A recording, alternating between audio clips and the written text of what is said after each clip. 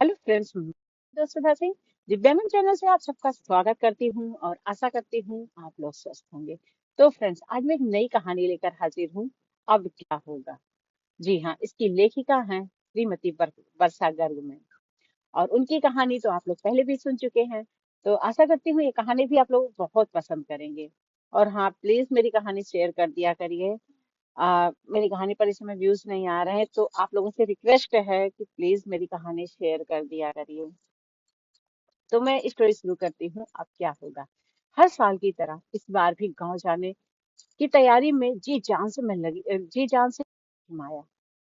घर में सभी के कपड़े, सजावटी सामान, अन्य उपहार सभी कुछ महानगर से खरीद कर अपने साथ ले जाने का सालों का नियम है। बाजार में मानो आग लगी है।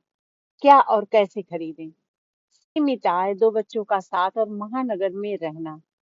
ऐसे में राह दिखाई उसकी पड़ोसन की अच्छी सहेली थी।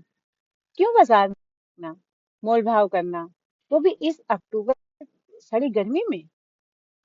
उसी ने ऑनलाइन दो तीन ऐप भी डाउनलोड करवा दिए। आह, कितनी सुंदर साड़ियां हैं। और सब भी कितना सुंदर, वो भी सीमित बजट में।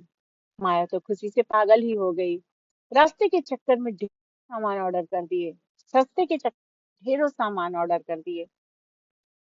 आज पैकेट मिलते ही अ, जो है वो खुशी खुशी उसने पूरा अपना खोला। ऑनलाइन जो सामान आया हुआ था, अब वो उसके मन में उत्सुकता। जब उसने सामान खोला तो उसके मन में उत्सुकता धरी की धरी रह गई।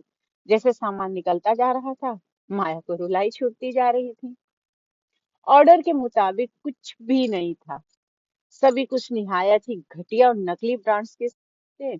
और जो है कुछ थे तो उनके पसंद के नहीं थे। वापस करने के लिए वेबसाइट पर गई। बार बार एक ही मैसेज झलक रहा था। त्योहार पर छूट में लिया गया सामान किसी भी सूरत में ना तो वापस लिया जाएगा और ना ही बदला जाएगा। तो फ्रेंड्स, ये है वर्षा गर्ग मैम की कहानी।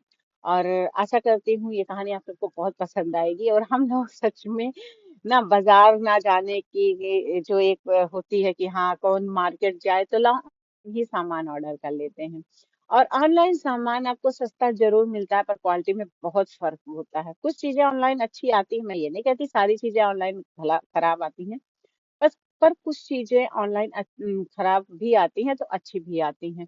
लेकिन जब आप बाजार जाते हैं तो वहां पर आप क्वालिटी देखते हैं। भले पैसा थोड़ा सा महंगा पड़ता है, क्योंकि उन लोगों को भी टैक्स वगैरह सब देना पड़ता है। लेकिन वो आपको इस श्योरिटी पर सामान देते हैं कि अगर वो चीजें आपको पसंद नहीं आई तो वो आप आकर उन्हें वो सामान वापस दे सकते हैं। पर ऑनलाइन की गई शॉपिंग में कभी कभार ऐसा होता है कि आप सामान वापस नहीं कर सकते हैं।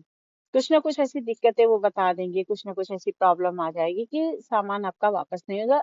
और पैसा भी आपका जाएगा और पैसा और सामान भी नहीं जाएगा। तो ये ऑनलाइन की कहानी है। ऑनलाइन अक्सर अब तो ज्यादातर लोग यहाँ तक कि खाने का सामान और सब्जियां वगैरह भी लोग ऑनलाइन ही मंगाते हैं, क्योंकि उन्हें आराम मिलता है। लेकिन वो सब थोड़ी सी आलस में, जैसे मैं मानती हूँ बहुत भाग दौड़ की जिंदगी है, लेकिन उसमें अगर आप 10 मिनट या आधे घंटे सोने में जो आप बिताते हैं, वही चीजें आप सब्जियां लाने में करें तो आपको फ्रेश और अच्छी सब्जियां मिल जाएंगी, जो आपके गांव से आती हैं, जो आपके किसान आपको देकर जाते हैं।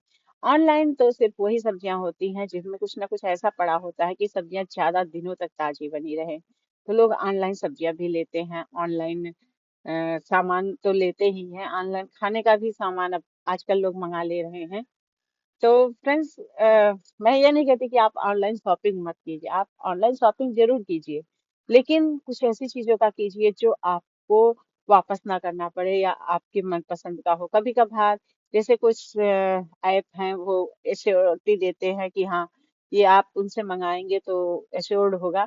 तो आप वैसी जगहों से सामान मंगाइए। सस्ते के चक्कर में मत भागिए, क्योंकि सस्ता रोए बार बार, महंगा रोए एक बार, ये कहावत तो हमारे पुराने बुजुर्ग भी कहते थे। तो हमें सस्ते के चक्कर में नहीं भागना चाहिए।